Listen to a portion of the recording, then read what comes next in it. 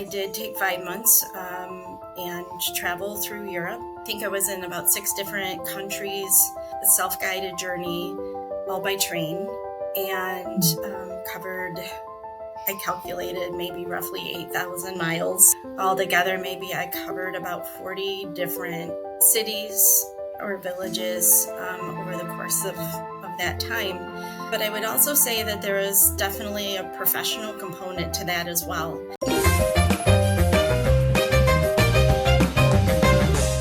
Hello and welcome to Hello Moxie. Today, I am joined by the lovely Beth Mooney. Beth, how are you doing today? Why don't you tell our listeners a little bit about you and what's lighting you up today? Thank you, Nicole. Thanks for having me. I really, appreciate being able to share my story with your audience and, a little bit about my background and kind of what brought us together. We're a common network in digital marketing and e-commerce. That's an area that I'm particularly passionate about and has spent the better part of my career focusing on. And then I have also, had the opportunity to do a lot of that work, not only here in the U.S., but I've had quite a nice opportunity to also bring a lot of European market flair into my career.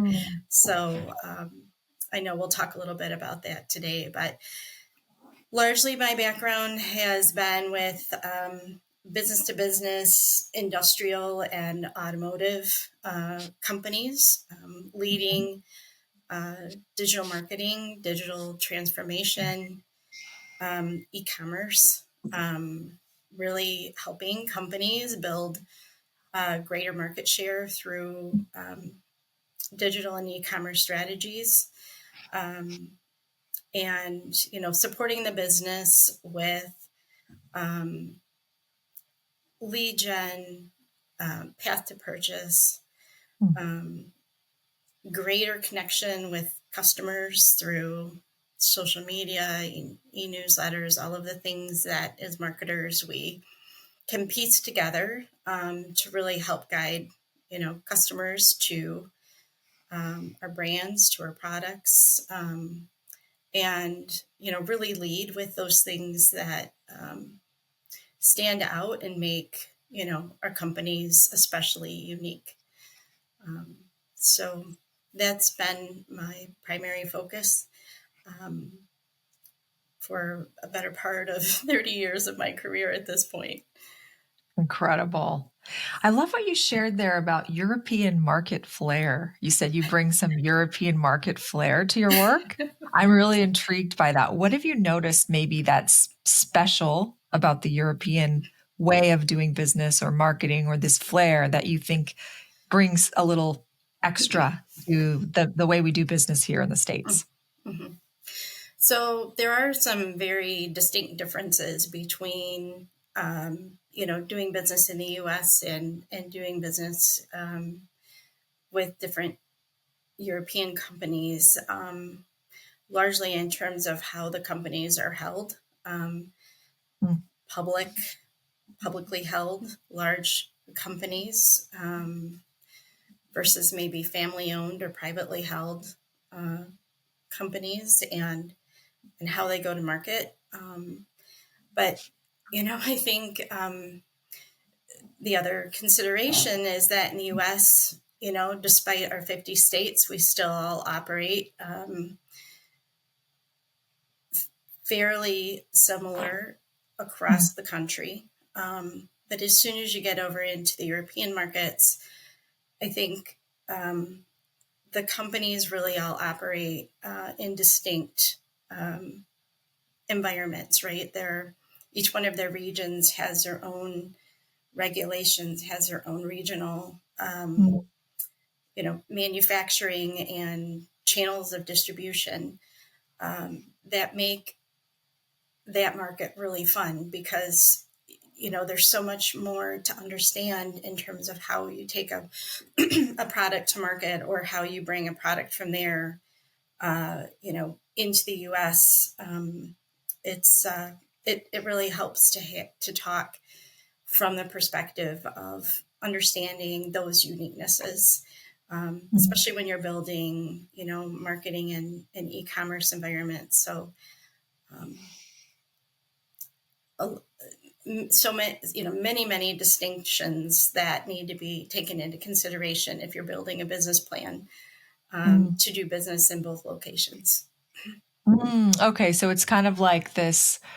What I'm hearing is that in the EU, because there's so many different regions, they all have their own kind of regulations and rules. Mhm. Then you have to get a little bit more creative about how you market and leverage. Or tell us a little bit more. Like, give me an example of how this would be in action.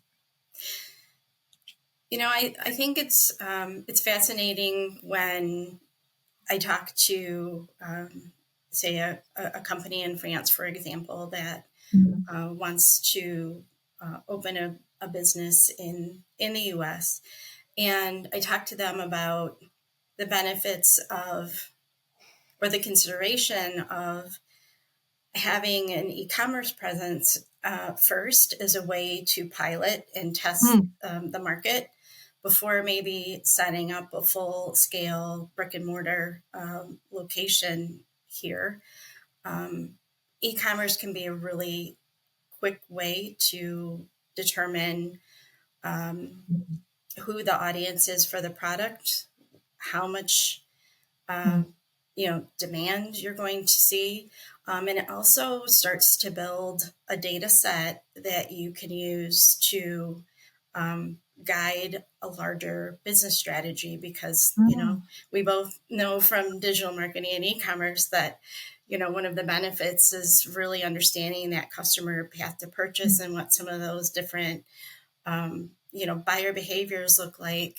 And that can be very insightful Mm. if you are evaluating the U.S. market and evaluating bringing your business here, uh, opening a location, a U.S. headquarters.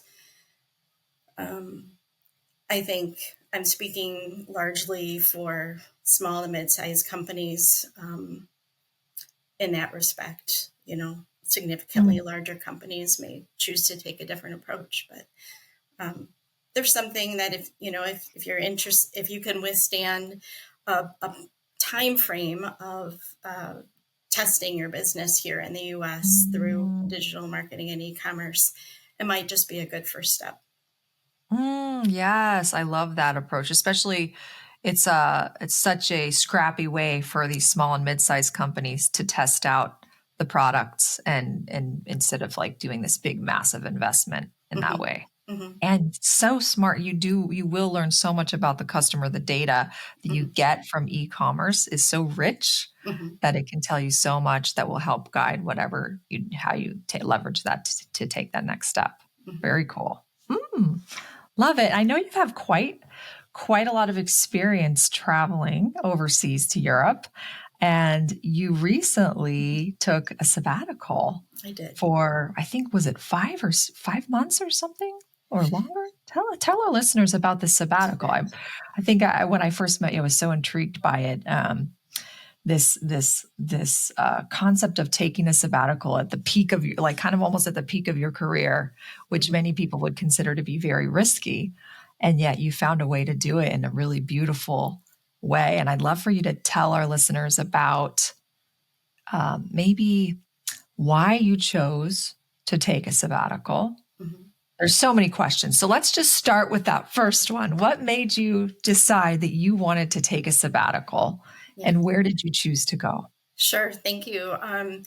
So I did take about a year Mm. in between. Um, I would say different corporate assignments here in the U.S. Um, However, I wouldn't say that it was significantly outside of my personal and professional um, journey. So I did take 5 months and travel through Europe. Probably about six. I think I was in about six different countries. A self-guided journey, all by train, and covered. I calculated maybe roughly 8,000 miles. So Um, cool. and it was a real pleasure to immerse myself in the different countries and, not only enjoy that time without feeling rushed. I could spend 8 to 10 days in a location and thoroughly enjoy that experience and then Mm. move to the next location. Um, I think altogether, maybe I covered about 40 different cities or villages over the course of that time. Um, Wow. and then, but I would also say that there is definitely a professional component to that as well. Because I have been in the industrial B2B space for as many years as I have, is that over the years I've also developed a professional network, and Mm. many of whom are in different European countries. So during my travels, I made it a real point to connect with many of my professional colleagues that either are with different European companies, industrial companies, Mm. or past colleagues that I've worked for in large global companies that I've had the benefit of working at over the course of my career. So, all in all, I would say that it was a sabbatical, but it was a sabbatical with some significant goals in mind, both Mm. professionally and personally. Um, and it was just a wonderful mix of being able to spend time with professional colleagues that I got to know them in a deeper way.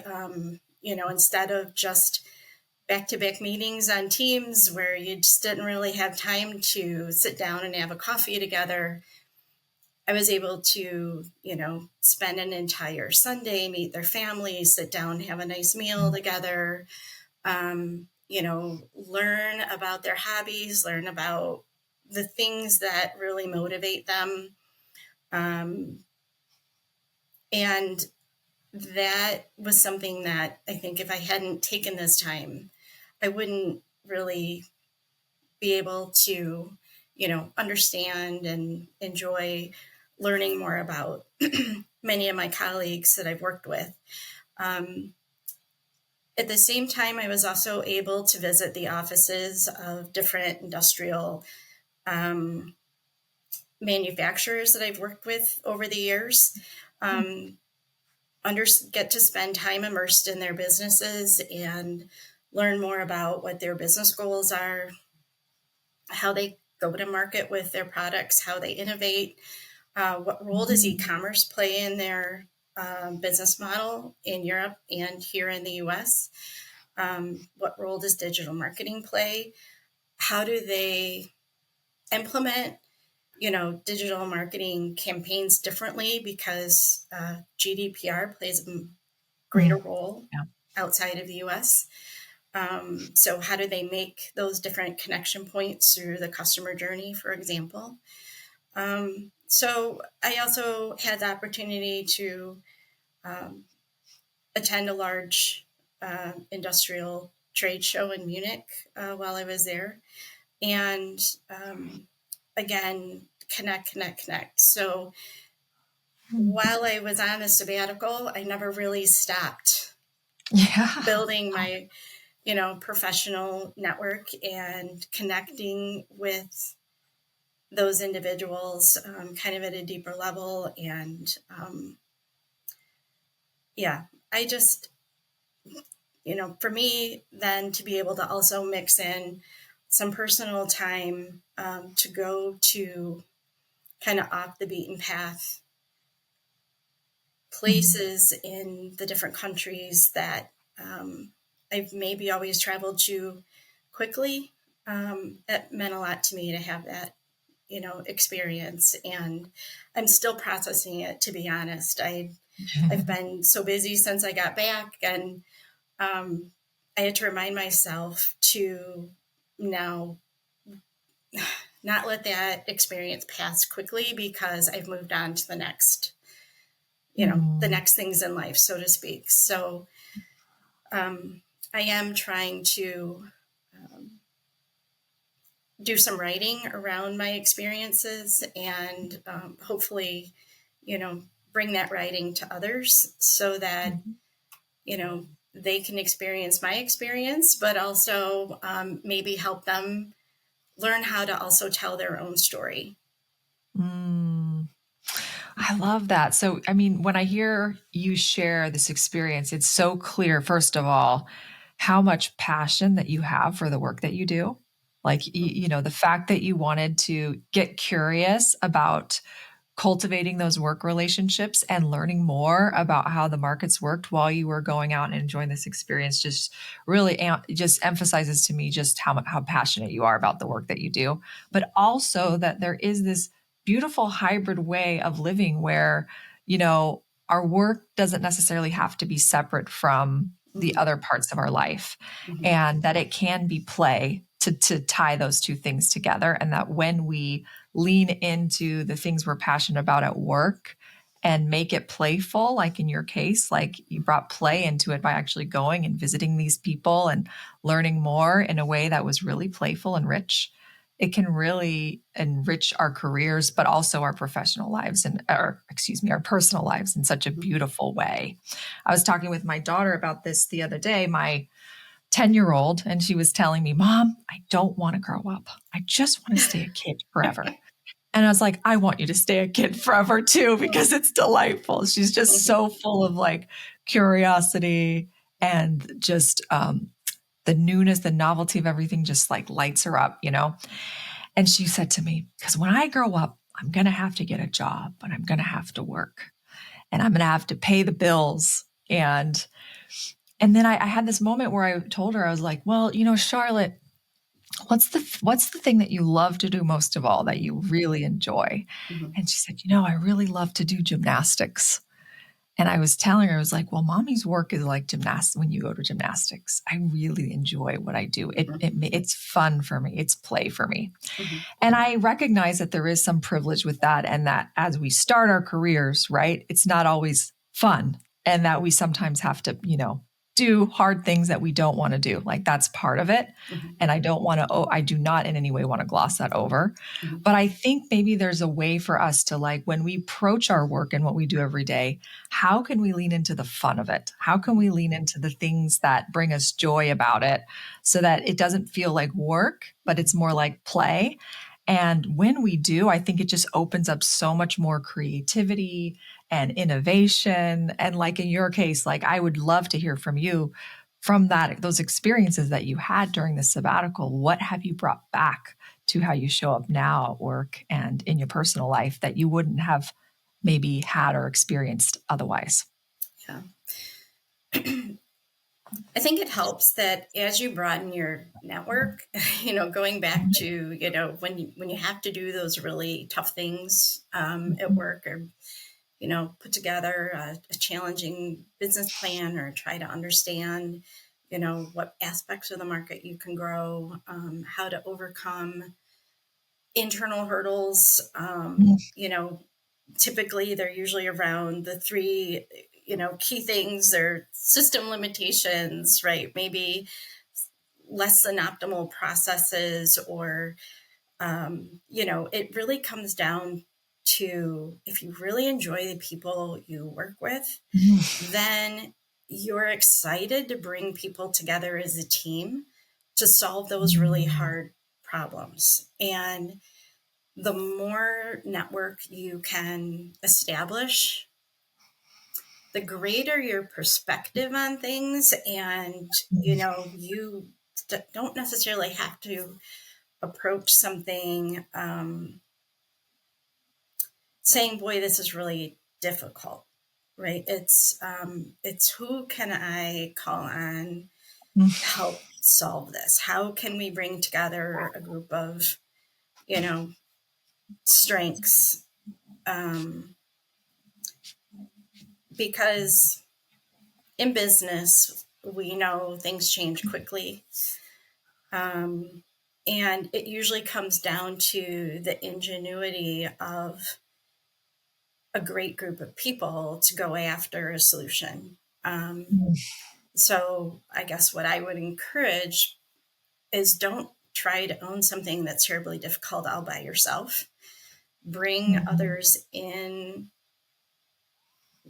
you know, is bring in a diverse group of people that just really have strengths that can go after that and all contribute to the Mm. solution. And you guys will have had a great time doing it. And too, like it doesn't always have to be difficult to go work on a project. Oh, that's so beautiful. It's so true. I first of all, I just love the community aspect of this, of like there's so much joy in the community and the collaboration that comes, and when we can lean into the relationships and when we're working with people we love working with. Mhm. I've seen it. It's amazing what you can accomplish together, but how much fun you can have Mhm. doing it. It's Mhm. really cool.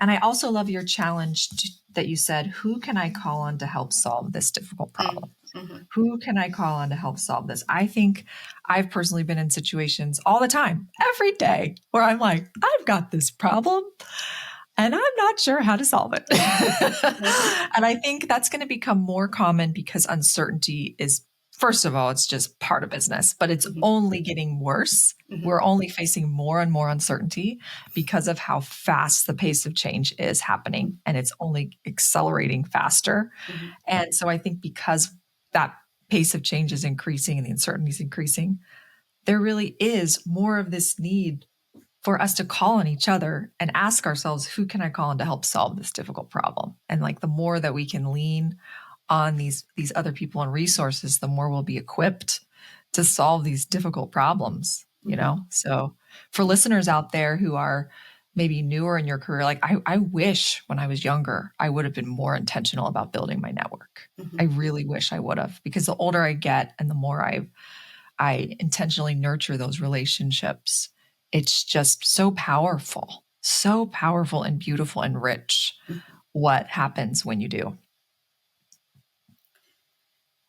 Yeah. That's Absolutely. And wonderful. I would just encourage, I think sometimes we have such a narrow focus on our day-to-day challenges that ask yourself in the morning before you start your day, like, am I approachable? Oh. Am I approachable? Am I going to bring a collaborative mindset to, a problem? Am I unapproachable? Am I too um, rigid today to participate? Um, and and just be really purposeful about asking yourself if you can be um, a contributor of strengths to solving those problems, right? Because it's typically not personal, right? Problems are Mhm. in business typically stem from, you know, process that needs optimization or a Mhm. system that needs some troubleshooting. Um, and putting so being approachable and bringing your ideas on how to solve things um, can go a long way to moving past, a stuck situation and onto something really, valuable that's growing the business. So um, Mhm. we sometimes just get so busy, right, that it can be easy to say, I'm not going to participate, or I'm not going to take just a minute to contribute what could be the winning, you know, idea that solves a problem for everyone to move on. So being Mm. approachable and um, offering to your ideas, right? Don't be shy. be bold about bringing your ideas. There's a good chance that it's exactly what the team needs to get the job done. I love that challenge. Am I being approachable and be bold in sharing your ideas? Mhm. I love that. I also think like sometimes I felt this pressure that every idea I have has to be a really good idea in order for me to share it. But like a lot of the ideas that we have need refinement. And the Mhm. only way to refine them is to share them. And Right. then once you share them, other people can add to them. And then the idea becomes even better and stronger than what you started with.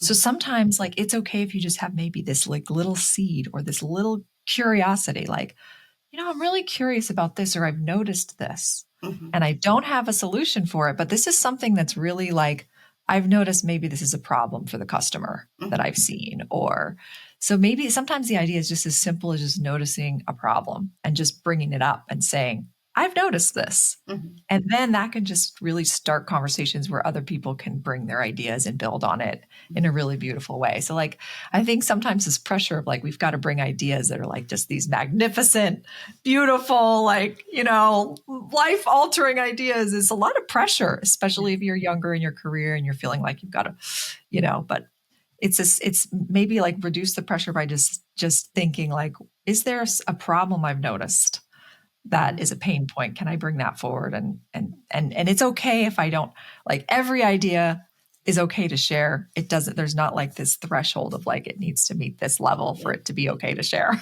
you know, Right. what's your experience been with that, Beth? Have you had experiences where like maybe you've shared an idea and it really wasn't a great idea, or someone came up with a better idea and it was built upon? Like, what do you think? Absolutely, because what idea sharing starts is that session where everyone starts to think creatively. So Mm. in the end, the end result of multiple people thinking creatively around, a problem typically nets, uh, a great solution. So sometimes if your idea is just enough to get the ball rolling with people, it's enough to get the momentum going. Sometimes a Mm. bad idea is motivating to the rest of the team because they're like, well, we definitely don't want to go that way, so we better come up with a better way of doing things. I mean, that's actually a strategy, right? I mean, if you Yes, and can't it's not personal, right? Like, I think right, taking the personal out of it, right. right? Like, So that is so yeah. true. I've definitely heard my share of bad ideas, and I've definitely shared my share of bad ideas in my career. Oh, that's so true. Oh my gosh. Well, I would love to know a little bit more. So, we find ourselves in very unusual times these Mhm. days. And, just frankly, I was at a dinner party this last weekend with a bunch of girlfriends, and the mood around the table was just a lot of uncertainty, a lot of fear, a lot of people being impacted by the government shutdown, for example, that's happening right now, or Doge cuts. I live in DC, so it's Mhm. it's impacted my metro area a lot. Right. And so there's a lot of fear and uncertainty, I think. And then coming off of that conversation, a friend reached out to my husband and shared that their company just went through a massive round of layoffs. And so this has been, my husband works for Microsoft. His company went through a massive round of layoffs earlier Mhm. this year too. And so there is this a lot of this uncertainty, I think, in the market right now, for people in the job market, especially. And so I would just love to know, like, what is your perspective on that, the market and the economy we find ourselves in now, and women who are interested in they really would love to take a sabbatical and do exactly what you've done. Mhm. But there's a lot of like, I'm not sure this is the right time. How do I prepare for this sort of thing?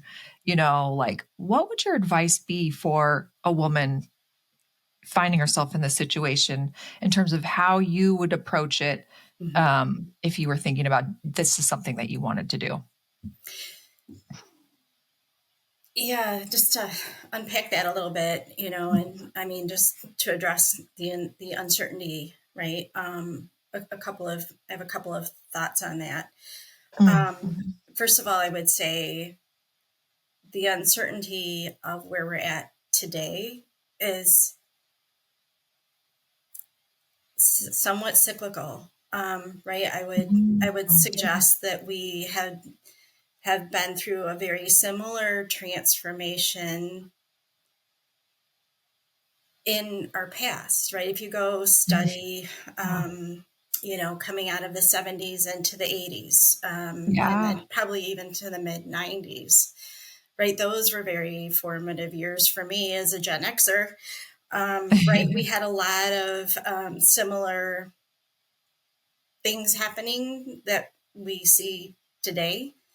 Yeah. I'm not trying to minimize the transformation that we're really feeling Mm. in today's age, but if I think back to sort of my high school years and some of the major trends that are repeating in similar ways, right? There's a lot of globalization back then. There was the Mm. advent of MTV, cable, internet, Mm. and computers, as we are seeing parallels today with AI. There Yeah. was, I think I remember, maybe my freshman year in college having the first color laptop by Gateway. That was, I don't feel like it was all that long ago, right? But we also had major things happening politically, right? Mm.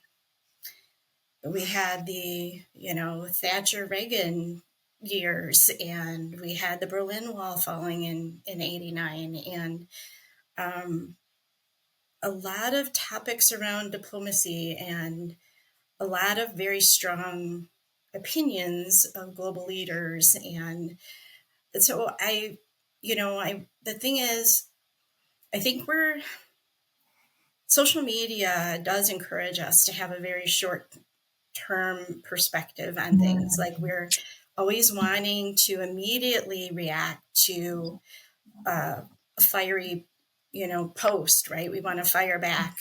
Um, and what I would say is that, the history of civilization has happened over hundreds of thousands of years. And maybe um,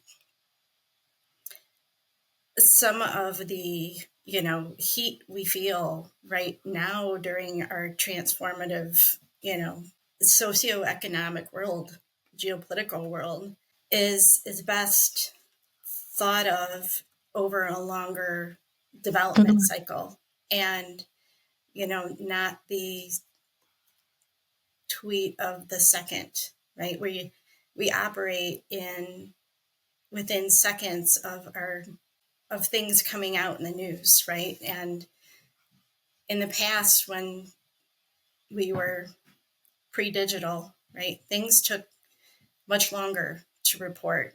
Um, Things weren't so broadly distributed in terms of communication, right? We had to read newspapers and listen to radio, and you may have, the TV broadcast, it was once an evening, and yet all of the same situations were taking place, right? So we react to them now very differently. And I'm a huge fan of digital and e-commerce. I mean, that is, how we feel that we can really grow business. But at the same time, I think we could all find ways to balance our response to trigger points in social media that just cause so much noise in our friendships, in our professional relationships, at dinner parties, when you're Mm. with groups. It causes so much anxiety. And Yeah. these things are going to develop over a very long period of time. And I I think that's a perspective that I've gained from realizing, for example, when you walk through different, you know, cities, villages, towns in other countries, right? Borders have moved over decades and centuries. Diplomacy has happened over centuries. The borders that we see in Europe are largely set just in the 1800s. And before that, those borders were quite fluid. Um, and and since then, of course, in the mid 1900s, Yeah. a lot of those borders have moved, right? Mm. So I don't know that we're going to solve anything by screaming at each other through social media Mm. in the most immediate moment. Mm. So I guess I would just encourage people to put your relationships and connections amongst your friends and family and especially your colleagues, like, you know, don't sacrifice those for the short-term triggers that we're fed through social media. Just Mm. bring your self-awareness before you post. That is such beautiful advice. So don't sacrifice your relationship for these short-term triggers. Right. And the other thing I thought that was really that I loved you shared is that this really key observation that social media is causing us to have a short-term perspective. And you shared about how in the past, we wouldn't hear about things so quickly. And we also had more time to react to them because we didn't have social media where we could just go, blah, what's happening in the world? And so, because of this longer time for us to know the information, but also slower time for us to be able to respond, it, I think, tempers the emotional response, I guess, Mm-hmm. to what's happening is because Mm-hmm. there's this layer of slow stillness that allows it's like this the slowing down helps us kind of like calm down Right. and manage it. And I think you hit the nail on the head there that because things are moving so fast now and that we can just say whatever we want on social media and everyone can see it and it's just like spreads like wildfire. It goes viral. Literally goes viral. But like this is a cool invitation you have of like the situation we're in unfortunately predisposes us to want to react quickly. Mm-hmm. Social media predisposes us to want that dopamine hit and to, how can we intentionally insert pause? How can we intentionally slow down the dialogue and step back and look at the bigger picture of what's happening in your wonderful challenge? That's such a beautiful invitation. Um, I haven't figured out how to do that, but I'm trying. Trying. But like I say that, but like I think stillness is such an important practice that Mm-hmm. we can cultivate, and it's something that's like I've made an important practice by I practice what I call embodied mindfulness. I've been doing it for years now, where I literally will go out and sit in my hammock and I just pay attention to my physical sensations in my Mm-hmm. body. Like, I'm feeling a pit in my stomach right now. My heart is racing. What is this telling me? What am I feel? What is the emotion? What is the story tied to this? How can I get curious about it? How can I lean into it and ask what does this part of me need? What do you need? What is it that you want to share with me? And through that journey and that process of this like, you know, practicing of stillness, of somatic awareness, it's really like helped me kind of cultivate a greater sense of self-trust, I'd say. Do you have a similar type of practice that you do, or thing that you like to do that helps you kind of stay grounded, helps you like take the pause before you react and in the moment that you've tried to cultivate in your own life? Yeah. I've definitely found that achieving my personal goals and keeping the focus on me instead of giving my power away to something that doesn't achieve my goals is a huge contributor to, I think, why I'm able to do things like the sabbatical, for example. I mean, it really required focus and preparation. It required me to use a lot of my business skill set, putting together spreadsheets of, budgets, my journey itself, using AI to help me figure out routing. And, if I have 8 days here, what's the best itinerary during that time? And, and then just also being, because it was a self-guided, tour, just really practicing a lot of self-awareness so that as you arrive in a new location, you're very much aware of your surroundings. Sometimes have 2 minutes to catch a train and you've got to go from one platform to the next. And just taking that one instant to pause is the difference between going the right direction to the train platform Mm. or missing the train because you went to the wrong one, right? Because you didn't just take a second to look around, right? When you step off one location before you make your connection to the next. And so self-awareness, I think, helps to encourage that pause, and but also just thinking about how much of your time and energy detracts from your own interests because you're putting them into other interests that are serving someone other than yourself. So how can you really hone in all of your energy on your own personal targets, your own personal goals? And it's amazing what you can achieve when you do that.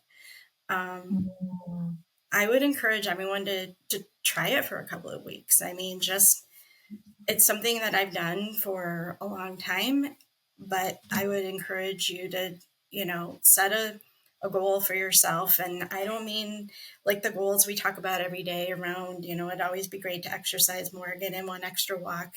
Um, you know, Set a larger life goal and see, by removing some of the noise that takes you away from you, how much you can achieve that larger life goal within a short period of time. And again, who can you call on to help you with that? What skills do you have from your business or your network to help you create the tools that you need to achieve that goal? There's, in many cases, I had to develop a lot of tools that weren't immediately obvious to me in order to make that trip work, for example. Um, and I had to sit down and think about what what are those and how do I build them from a clean sheet of paper. But I you couldn't have wouldn't have done that known that. without if I had been so distracted. Yes, you wouldn't have known that if you hadn't written down the goal and actually taken your power back. I love what you shared. Don't give your power away. Mhm. We have more power than we think we do a lot of times. We're not trapped. We have a lot of Absolutely. choice in what we do. And I think that's a beautiful challenge. Hmm. Don't give your power away.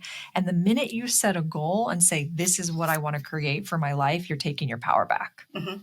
You're saying, I'm going to make this a priority for me and I'm going to figure out how to do it. Yeah. And I think if you can't, you're not going to be able, you have to set that. That has to be the North Star.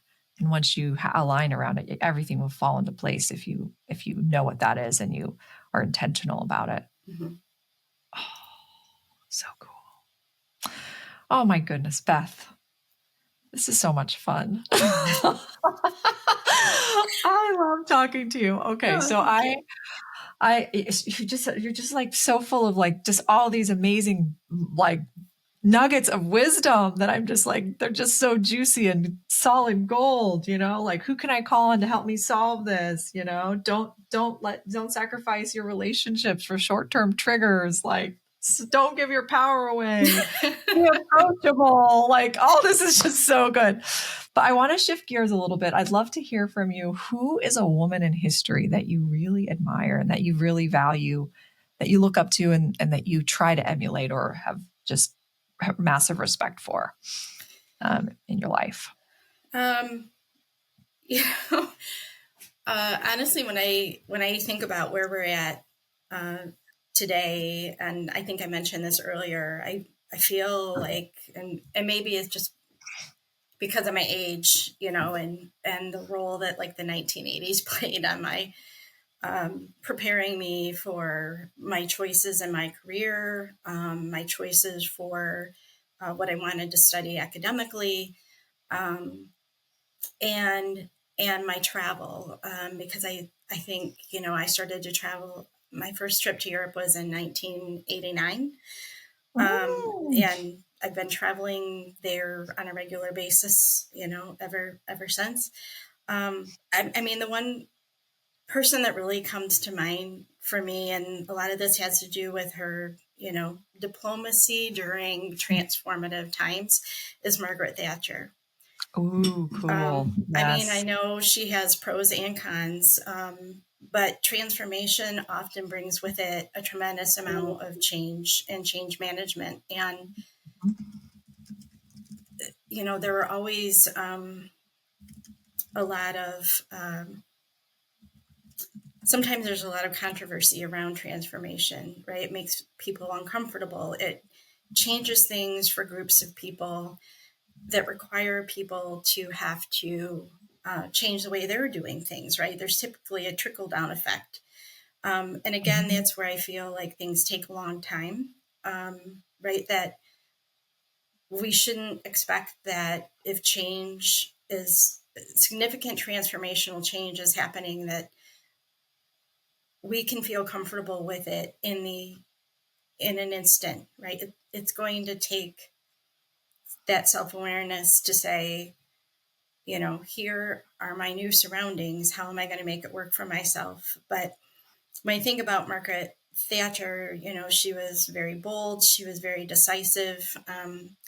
She was not the only, female leader during the time that, I think she led from maybe like 79 to I think about 1990. But again, she came through, a lot of tumultuous times Mhm. economically, politically, socially, economically. But she had a lot of plate spinning, right? Major significant things going on in the world, and I think she just had to really be assertive in her role, and that's sometimes difficult for women to own their assertiveness in a positive way. Um, and yet, in the end, that assertiveness is very efficient. It um, especially if it's delivered with some diplomacy, Yeah. and in a tactful way. You know, Progress can be made quickly, and um, so Yeah. I just really admired how she was able to bring her dignity at her leadership uh, as a prime minister, and the very the relationship she had to have with other world leaders who were also very big on the stage at that time, and she had to bring that same level of moxie to her role. Yeah. You know. Yeah, I mean, I think she definitely had a very clear vision, Hmm. and she was unyielding. Like, Hmm. she knew exactly, I mean, and when she started, she started in a time very similar to what we're in now. There was high inflation, there was a Hmm. lot of challenges, and she came in with a very decisive and strategic plan that Hmm. she wasn't gonna compromise on. Hmm. And, like, that was a polarizing thing, right? But Hmm. she wasn't there to be liked. I mean, literally, she would say, "There is no alternative." Hmm. Like, that was her there is Hmm. no this is the way, and this is how we're gonna get there. Yeah. And that takes tremendous moxie to have that level Hmm. of confidence and Hmm. trust in yourself and in your vision in the face of such massive uncertainty and Hmm. resistance. Yeah. But she had that vision, and she was unyielding about sticking true to it, to this free market reform. And she really did transform them economically. Like, so there was so much positive that came, but she had, I mean, going back to what you shared earlier, I feel like this comes full circle to this like short-term versus long-term thinking. Mhm. Like a lot of the resistance she faced early on was people were so concerned with the short-term challenges, and she had this vision. She knew long-term. She could see the longer vision of what needed to be, and that was what she kept her eye on, was like her long-term, bigger picture vision of what she wanted to create and what would make the difference there. Mhm. Such a really cool, wonderful woman. I love Mhm. this. This is so cool. Yeah. Oh, she's got moxie. She does. Just like you do, Beth. what, what is, I mean, I think like you choosing to take a sabbatical, Yeah. is massive moxie. Um, Huge to be able to like have the vision Mhm. and the discipline, um, and the courage and the playfulness to be able to do that. Like it's just so, there's so much moxie tied into all of that. When you think of the word moxie, and maybe you think about your own experience with the sabbatical and where you're at, what does moxie mean to you? I think it's a fun, it's sassy, but at the same time, I think it's disciplined. Like you were saying, like it feels like it holds a bunch of contradictory adjectives, to really describe, you know, uh, that that word moxie, that feeling, the experience, and that's fun. That it can be conservative and disciplined, and it can still be sassy and bold all at the same time. It's just a really fantastic word. I think put it on your wall. And it's a great way to start your morning.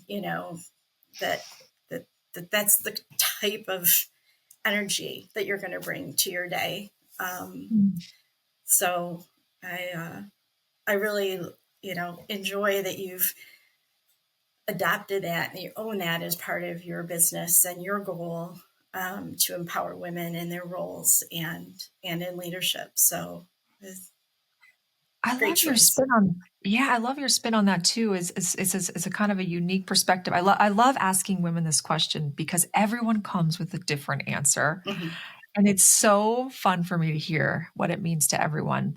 But I think it highlights very well that like everyone has their own unique moxie. Mhm. Like and that's the beautiful part about it is that like your way of choosing to be true to yourself and to your vision and your goals may be very different than someone else.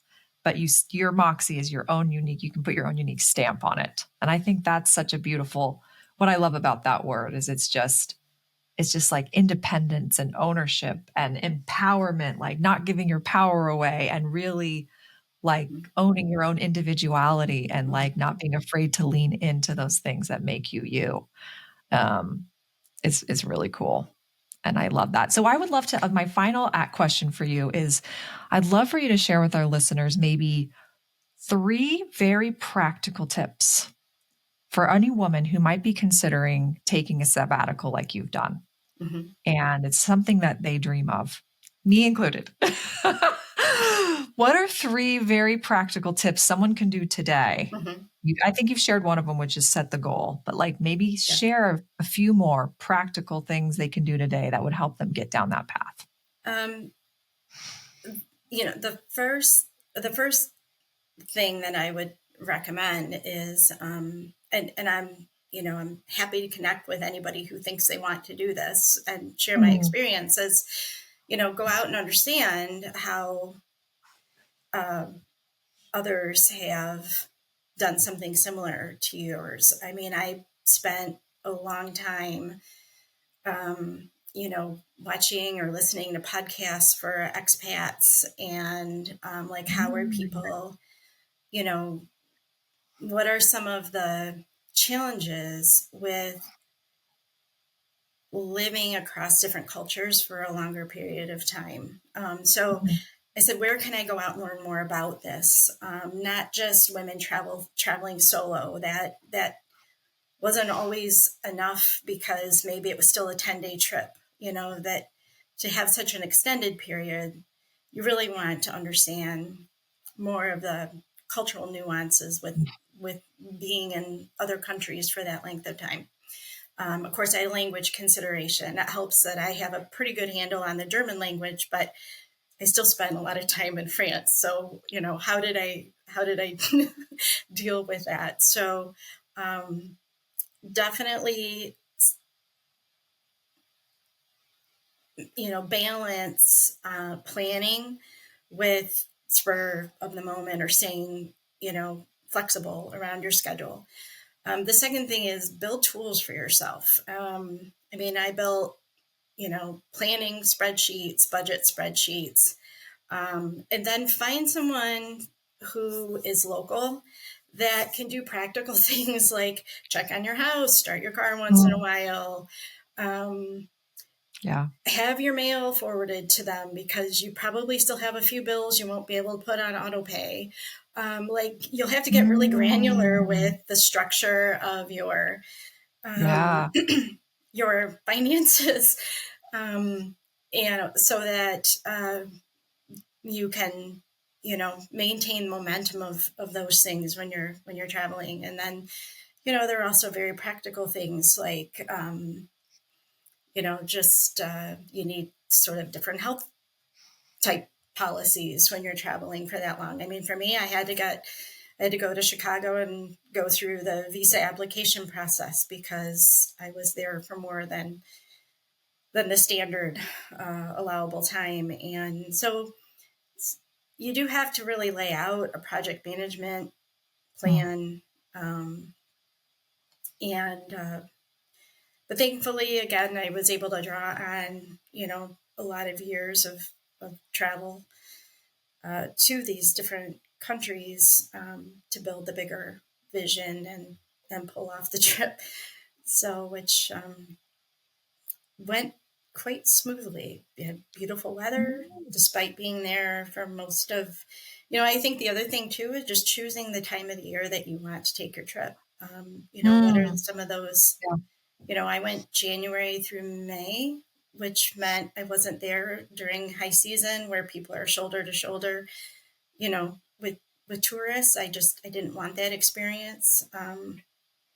And it turned out I had, unseasonably warm weather and sunny days and the big, puffy down coat and the snow boots weren't always necessary.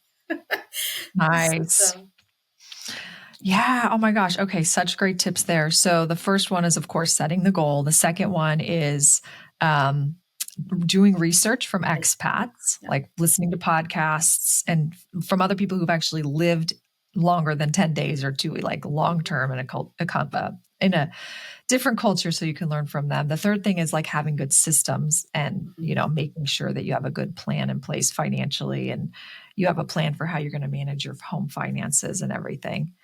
And I think it comes back to who can I call in to help solve this? So for anyone out there who's like, I really want to do this, but I'm not sure maybe I have the systems that I need and how do I get started with the systems? Then you got to get in touch with Beth and she can help you solve it because she's done it before and she's got all the systems. So yeah. So if this is something you're thinking of, connect with Beth. And I'm sure she can give you even more tips and maybe even share some of her cool processes. Yeah, I'd love to connect on LinkedIn, if you want. And, that this is whether it's to talk about the adventure or if, business, if we're all in the same business together. Yeah. And we can, again, help each other, learn how to approach our, professional journey. Absolutely. Yay. Lovely. Well, it's been so lovely to have you on the show, Beth. Thank you for being our guest today.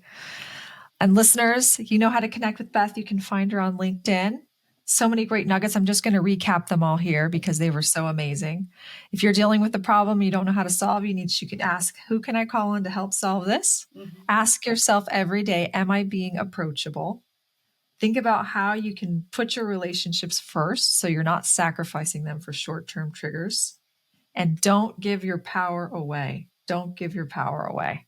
You have the power. Such beautiful wisdom. Thank you so much, Beth. And until next time, say hello, Moxie. Thanks for listening to the Hello Moxie podcast. If today's story sparks something in you, share it with another woman who's ready to rise. Learn more about our community by visiting hellomoxie.us and discover how the Moxie method can help you reclaim your voice and lead with impact. See you next time.